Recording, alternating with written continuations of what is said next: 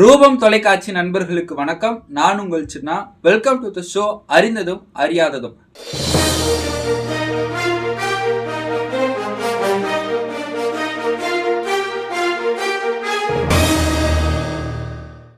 ஒரு பெண்ணுடைய விருப்பம் இல்லாம அவளை பின்தொடர்றது தப்பு. இப்போ இந்த உண்மையை 296 செக்ஷன் இன்னுமே நிறையவே குக்கிராமங்களையும் பழங்குடியினர் வசிக்கிற பகுதிகளிலையும் பேருந்து வசதிகள் இல்லாம தான் இருக்கு. எந்த பயணச்சீட்டுலையும் இலவச பயணச்சீட்டுன்னு தமிழக அரசு எழுதி கொடுத்தது. பெண்களுக்கு ஆபத்து நேர்ற நேரத்துல SOS காவலன் ஆப் செயலி மூலமா இத அவங்க காவலர்களுக்கு தெரியப்படுத்தலாம். திருச்சியில நடந்திருக்கக்கூடிய ஒரு மாபெரும் சம்பவத்தை குறித்து தான் இன்னைக்கு விவாதிக்க இருக்கிறோம். நம்மோடு சௌமியா கண்ணன் அவர்களும் இணைந்திருக்கிறார். வணக்கம் சௌமியா கண்ணன். வணக்கம் சின்னா. சௌமியா, இந்த வீடியோவை நீங்க பார்த்திருப்பீங்க. கஷ்டப்பட்டு வண்டி கிடைக்காத நடந்து போற யாருமே வந்து ஏத்தல, அழுதுகிட்டே ஓடுறோம். எல்லாம் இவங்கனால தானே ரோடு போட்டு அப்பதான் நாங்க போவோம் அந்த இடத்த விட்டு. இந்த மாதிரி ஸ்கூல் விட்டு போகும்போது 7 மணி ஆகுது, வீட்டுக்கு போகும்போது பின்னாடி 4-5 பயலுக்கு வண்டியிலே வந்து டெய்லி வம்பிழுத்திட்டு இருக்காங்க. டெய்லி பனிஷ்மெண்ட், லேட்டா போய் டெய்லி பனிஷ்மெண்ட் வாங்குறது எங்களுக்கு தேவையா? அதாவது இந்த வீடியோவில் மிக முக்கியமாக சொல்லியிருக்கிறாங்க, பள்ளி செல்லக்கூடிய சிறுமிகளுக்கு கிட்டத்தட்ட 4-5 பசங்க வந்து வம்பிழுக்கிற மாதிரியும், அங்கே மாந்தோப்பு தோப்புகள்லாம் இருக்கிறதுனால ட்ரிங்க்ஸ் பண்ணிட்டு அந்த பிள்ளைங்களுக்கு ஒரு இடையூறு கொடுக்குற மாதிரி சொல்லியிருக்கிறாங்க. அப்போ பள்ளி செல்லக்கூடிய சிறுமிகள் இங்கே இருக்காங்க, கல்லூரி செல்லக்கூடிய மாணவிகள் இருக்கிறாங்க. அவங்களுக்கு இந்த மாதிரியான பசங்களால பல பாதிப்புகள் ஏற்படுது. ஒரு சில பெண்களை வந்து வெளிப்படையா தங்களை வந்து வெளிப்படுத்திக்கிறாங்க இந்த மாதிரி நடக்குதுன்னு சொல்லிட்டு. ஆனா ஒரு சில பெண்கள் வந்து அதை அப்படியே உள்ளுக்குள்ளேயே வைத்து கொண்டு வெளியில எதுவும் சொல்றது இல்லை. அப்ப இந்த மாதிரி நடக்கக்கூடிய பெண்களுக்கு, இந்த மாதிரி நடக்கக்கூடிய அநீதிகளுக்கு என்ன சௌமிய சட்டம் இருக்கு? அதை எப்படி நம்ம வன்மையா கண்டிக்கலாம்? நீங்க சொன்ன மாதிரி இது ஒரு மாபெரும் சமூக பிரச்சனை தான் சின்னா. வளரிளம் பெண்கள் அப்படின்னு நம்ம இந்த சிறுமிகளை பார்க்கலாம். 16-17 வயசுனா டீனேஜ் தான். அப்ப 12ல இருந்தே கிட்டத்தட்ட 19 வயது வரை இந்த பெண்களுக்கான பாதுகாப்பு என்பது உறுதி செய்யப்பட வேண்டும். எடுத்துக்காட்டுக்கு இப்ப ஈவ் டீசிங் அப்படிங்கிற கான்செப்ட் இருக்கு.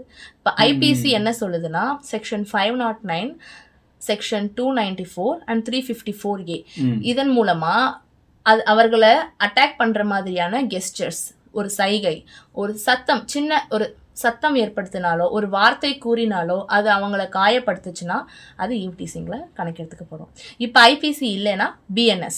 இப்ப புதுசா வந்திருக்கிற பாரதிய நியாய சன்ஹிதாவின் படி செக்ஷன் 75 அண்ட் 79 ஈவ் டீசிங்க கேள்வி கேட்குது. ஒரு பெண்ணுடைய மாண்பை குறைக்கிற மாதிரி ஒரு ஆண்மகனோ இல்ல ஒரு குழுவான மாணவர்களோ இதுக்கு வந்து தவறான வழியில ஈடுபடும் போது கண்டிப்பா ஸ்டாக்கிங் தவறுதான். ஒரு பெண்ணுடைய விருப்பம் இல்லாம அவளை பின்தொடர்றது தப்பு. இப்போ இந்த உண்மையை 296 செக்ஷன் வெளியே கொண்டு வருது. இதுக்கு கிட்டத்தட்ட 3 மாதத்திலிருந்து 3 வருஷம் வரைக்குமே தண்டனைகள் கிடைக்க வாய்ப்பு இருக்கு, வித் ஃபைன். இந்த பிரச்சனைக்கான வேர்காரணமே அந்த சிறுமிகளுக்கு சரியான நேரத்துல ஒரு குக்கிராம வண்டி வராதது போனதுதான். ஓகே சௌமியா, இப்ப இந்த வீடியோ நீங்க பார்த்திருப்பீங்க. ஒரு பக்கம் பெண்களை டீஸ் பண்றாங்க பசங்க, அந்த ஒரு பக்கம் முக்கியமான பிரச்சனையா இருந்தாலும், இன்னொரு பிரச்சனையா இலவசமா ஓடக்கூடிய அந்த பஸ்ஸு, பள்ளி மாணவர்களுக்கு வரக்கூடிய அந்த பஸ்ஸு அந்த இடத்துல வரல.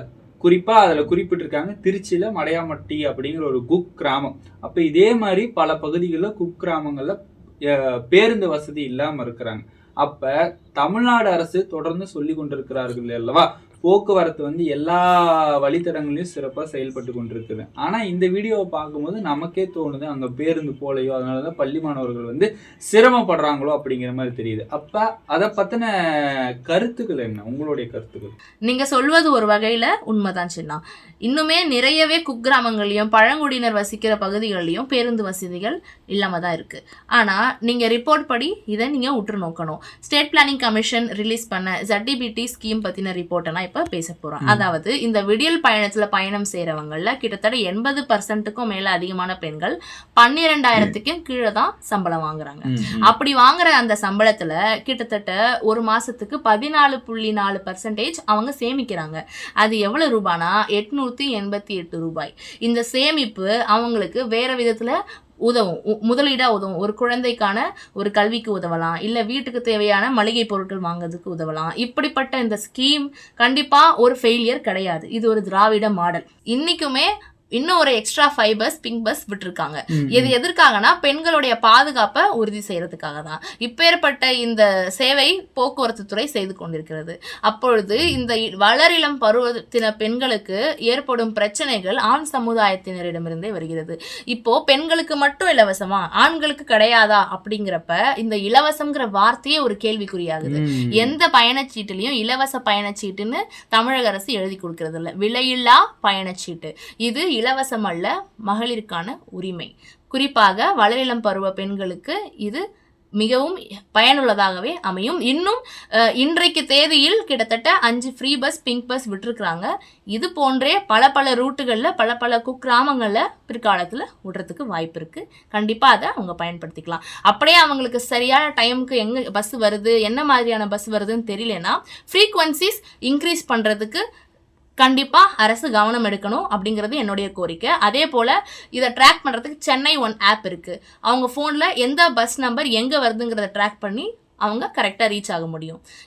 இந்த வசதிகளை பயன்படுத்தி மாணவர் சமுதாயமும் பெண்கள் சமுதாயமும் முன்னேறணும்னு நான் கேட்டுக்கிறேன். ஓகே சௌமியா, இந்த சென்னை ஒன் ஆப் சொன்னீங்க, அது சென்னையில மட்டும்தானே இருக்கு, தமிழ்நாட்டுல பல்வேறு பகுதிகளில் இல்ல. சென்னைக்காக பிரத்யோகமா உருவாக்கப்பட்ட செயலின்னு சொல்றாங்க. அது எப்படி நீங்க இப்ப திருச்சியில நடந்த இஷ்யூவோட இதை கம்பேர் பண்றீங்க? சென்னை என்பது தலைநகர் இல்லையா? தலைநகரில் ஏற்படும் கூட்ட நெரிசலை கண்ட்ரோல் பண்றதுக்கு சென்னை ஒன் ஆப் இருக்கு. இது போன்ற பல டிஜிட்டல் இன்ஃப்ராஸ்ட்ரக்சர் இன்னுமே வந்து பல்கி பெருகி பலரது கைகளில் இருக்க ஸ்மார்ட் போன்ல ரீச் ஆகணும்னு நான் கேட்டுக்கிறேன். சென்னை ஒன் ஆப் சென்னைக்கு மட்டும்தான் இருக்கு. இது போன்ற இதை ஒரு முன்மாதிரியா எடுத்துக்கிட்டு இன்னுமே பல சிட்டிஸ்ல இதுக்கான லோக்கல் ட்ராக்கிங் ஆப்ஸ் வந்து டிஜிட்டல் இன்ஃப்ராஸ்ட்ரக்சர் மூலமா நம்ம யூஸ் பண்ணிக்கலாம். பெண்களுக்கு ஆபத்து நேர்ற நேரத்துல SOS காவலன் ஆப் செயலி மூலமா இதை அவங்க காவலர்களுக்கு தெரியப்படுத்தலாம். ஈவ் டீசிங் நடந்தா கண்டிப்பா சைல்டு ஹெல்ப்லைன் 1091க்கு அவங்க ஃபோன் பண்ணி ரிப்போர்ட் பண்ணலாம். நீங்க இந்த ஆப்லாம் சொல்றீங்க சௌமியா, இந்த ஆப் எல்லாமே வேலைக்கு செல்லக்கூடிய பெண்கள் இல்லையா, கல்லூரி செல்லக்கூடிய பெண்கள், அவங்களுக்குலாம் இந்த ஆப்லாம் அவங்க ஃபோன் வச்சிருப்பாங்க, டிஜிட்டலா இன்ஸ்டால் பண்ணி பார்த்துப்பாங்க. இந்த இஷ்யூவே பள்ளிக்கு செல்லக்கூடியவங்க தானே. அப்ப பள்ளி செல்லக்கூடியவங்க ஃபோனே எடுத்துட்டு போக கூடாது. அவங்களாம் எந்த வழிமுறையை வச்சு இந்த பஸ் வர ரூட்லாம் தெரிஞ்சுப்பாங்க? அதுக்கு ஏதேனும் உதாரணம் இருக்கா? தமிழகத்திலுமே சென்னை தவிர்த்து பிற நகரங்களிலும் பிற மாநகரங்களிலுமே இருக்கிற குக்கிராமங்கள்லயும் மாணவர்கள் இந்த அவதிக்குள்ளாகிறாங்க. கையில ஸ்மார்ட் போன் இல்லாத பட்சத்துல தன்னுடைய ஆசிரியர்களின் உதவியோடு அவங்க பஸ் ட்ராக் பண்ணிட்டு காலேஜ் ஆர் ஸ்கூல்ல இருந்து அவங்க பஸ் ஸ்டாண்டுக்கு வந்து ரீச் ஆகும்போது இன்னுமே அவங்க பாதுகாப்பை நம்ம உறுதி செய்ய முடியும். சின்ன ஓகே சௌமியா, நீங்க சொன்ன விஷயத்துல இருந்து நம்ம என்ன தெரிஞ்சுக்கலாம்னா, பள்ளி செல்லக்கூடிய மாணவர்களுக்கு இந்த மாதிரியான பேருந்து வசதிகள் இருக்கு அப்படிங்கிற ஒரு விழிப்புணர்வு ப்ரோக்ராம்ல இருந்து இப்ப பஸ் வசதிகள் எல்லாம் பல இடங்கள்ல வழித்தடங்கள்ல செயல்படுத்திட்டு இருக்காங்க. இன்னும் கூடிய விரைவில் குக்கிராமங்கள்லயும் போறதுக்கான நடவடிக்கைகள் எல்லாம் அரசு எடுக்கும் அப்படிங்கிற மாதிரி சொல்லியிருக்கீங்க. இந்த விஷயங்கள் சொன்னதுக்கு நன்றி. இது குறித்து விவாதித்ததுக்கு மிக்க நன்றி. நம்முடைய ஷோல கலந்ததுக்கு மனமார்ந்த நன்றி. அதனால ரூபம் டிவி நேயர்கள் தொடர்ந்து நம்மளுடைய அறிந்ததும் அறியாததும் ஷோவை தொடர்ந்து பாருங்க. இது போன்ற பல விஷயங்களை நீங்க தெரிஞ்சுக்கலாம். அது மட்டும் இல்லாம மறக்காம உங்க நண்பர்களுக்கு ஷேர் பண்ணிருங்க. நம்ம சேனலை சப்ஸ்கிரைப் பண்ணிக்கோங்க. மீண்டும் ஒரு அடுத்த நிகழ்வில் நான் உங்களை சந்திக்கிறேன். அதுவரை உங்களிடமிருந்து விடைபெறுவது நான் உங்கள் சின்னா. என் பேர் பிரியதர்ஷினி. நான் 9th ஸ்டாண்டர்ட் படிக்கிறேன். வடகம்பட்டி எங்க ஊரு. பஸ் 9 மாசம் ஆச்சு. பஸ் வந்து நாங்க டெய்லி நடந்துதான் போறோம். நாங்க டெய்லி வண்டி கிடைக்காட்டி அன்னைக்கு நடந்தே போனோம். யாருமே எதுவுமே கேட்கல. பார்த்து சிரிக்கிறாங்க ரோட்ல. எல்லாரும் அழுதுகிட்டே நடந்து போனோம். யாரு அப்போதைக்கு எதுவும் கேட்காதுங்க. இப்போதைக்கு வந்துருச்சு அவங்களுக்கு. நாங்க போராட்டம் பண்ணம் தானே வந்து இருக்காங்க எல்லாம். அன்னைக்கு நடந்து போறோம் கஷ்டப்பட்டு. பஸ் வர மாட்டேன். பஸ் வந்தாலும் 9 மணிக்கு வருது. அங்க இருந்து குடுகுடுன்னு ஓடுறோம் 1 கிலோமீட்டர் ஸ்கூலுக்கு. நாங்களுக்கு 8 மணிக்கு ஒரு பஸ் விடணும். ரோடு சீக்கிரம் போட சொல்லுங்க. என் பேர் ராகவி. தோரங்குச்சி கேர்ள்ஸ் ஸ்கூல்ல படிக்கிறேன். 9 மாசம் ஆச்சு இந்த ரோடை சரி பண்ண ஆரம்பிச்சு. இன்னும் போட்டு முடிக்கல. பட் ஆனா அங்கிட்டு இருக்க ரோடெல்லாம் போட்டு முடிச்சுட்டாங்க. இந்த ரோடு மட்டும் எதுக்கு போடலன்னு எனக்கு தெரியல. ஆலம்பட்டி, தெத்தூர், வடகம்பட்டி, எடையப்பட்டி எல்லா ஸ்டூடெண்ட்ஸும் டெய்லி நடந்துதான் போறோம். எல்லாமே போராட்டத்துக்கு தான். அப்புறம் எல்லாம் சொல்யூஷன். அப்புறம் எதுக்கு நாங்களா இருக்கிறோம்? மாணவர்களுக்கு உங்களுக்கு என்ன இருக்குது? ஒண்ணுமே இல்ல. 18 வயசு ஆனா ஓட்டு போடுறதுக்கு மட்டும் வந்துடுறாங்க வீடை தேடி. ஆனா ரோடு போட்டுட்டாங்கன்னா அது எத்தனை 9 மாசம் ஆனாலும் முடியாது. ஏதாவது ஒன்று ஆச்சுன்னா இவங்க பொறுப்பாவாங்களா? அப்படி ஒரு பொண்ணு அது மாதிரிதான் போயிட்டு பழையாளத்துல இருந்து வந்துட்டு ஆக்சிடென்ட் ஆகி அந்த பொண்ணு இறந்தே போயிருச்சு. அவங்க அப்பாவும் இறந்து போயிட்டாங்க. அவங்களுக்காண்டி என்ன செய்ய முடியும் உங்களால?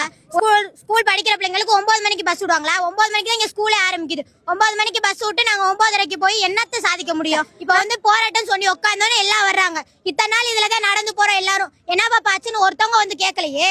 எதுக்கு கேட்கல? போராட்டம் நடத்தினாதே வந்து கேட்பாங்களா? எங்க இருந்தாலும் போராட்டம் தான் எல்லாமே இதுவா?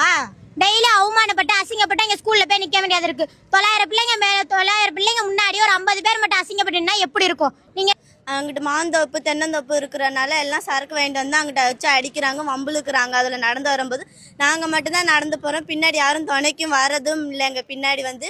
அதனால எங்களுக்கு பஸ்ஸு வேணும், ரோடு எங்களுக்கு சீக்கிரமாக போட்டு தரணும். 8:30க்கெல்லாம் ஒரு பஸ்ஸு வரணும்.